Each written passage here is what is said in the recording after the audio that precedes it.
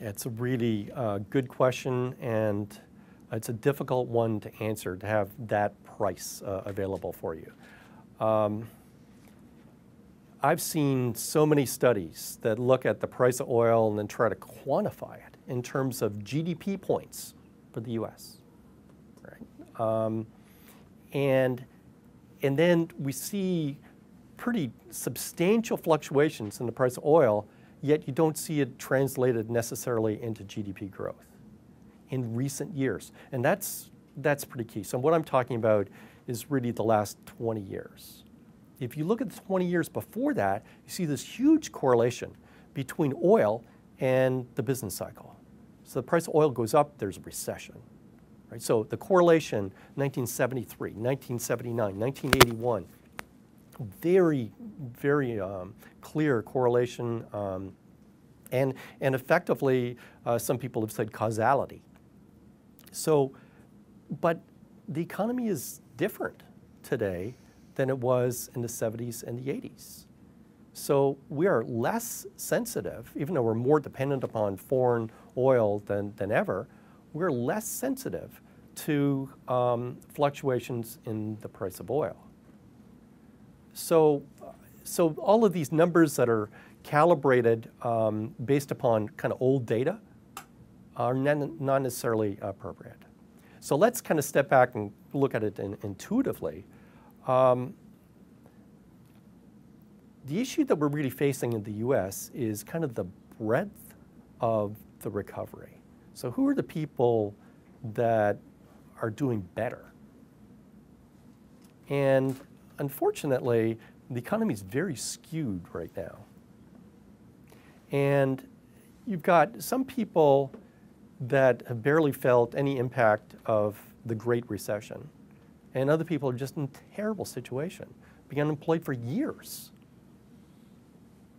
So given the nature of our society, we've got a huge skew in income distribution and opportunity distribution. You've got 94% of the financial assets owned by 20% of the population. So the stock market goes up, that's good news for that 20%. But the average person has no impact. So what about the price of oil? I think that roughly it kind of washes out for the top 20%, but for the other 80%, it is a tax. It is just like a tax that you're paying extra at the pump.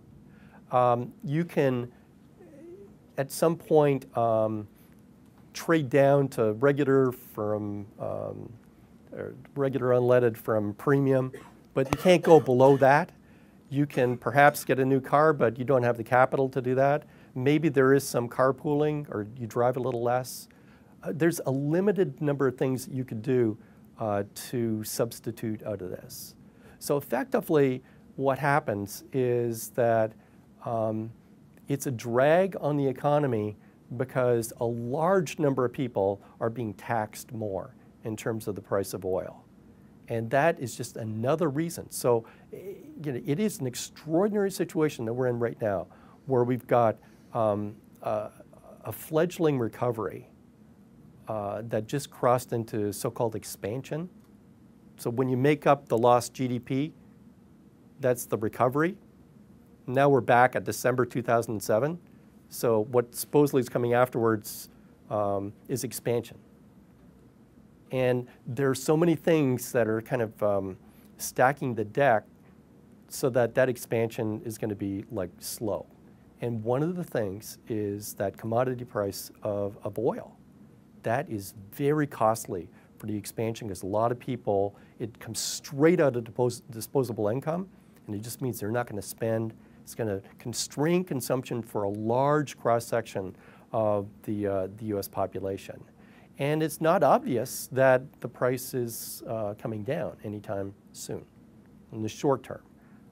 There's a lot of reasons to believe that it could continue to go up until some real substitutes come online. Right now, we're just not there yet. So what is the trigger price? I don't think there is a trigger price, but we could potentially go in and measure how much the extra price for gasoline actually takes out of disposable income for the average person. That could be a useful exercise to actually do. And then after you get to a certain price per barrel, if it's taking too big of a chunk, then you know it's really, really going to drag on your economy. Right now, I think we're okay. I would say if we have another, the usual estimates I saw were for every $10, it was 0.25% of GDP. And it is possible that we could go over $100 in 2011, like sustained, like not in and out. And that, again, is extraordinary to have a price that high in a situation where the U.S. has got 9% official unemployment and, by my calculations, 11.6%.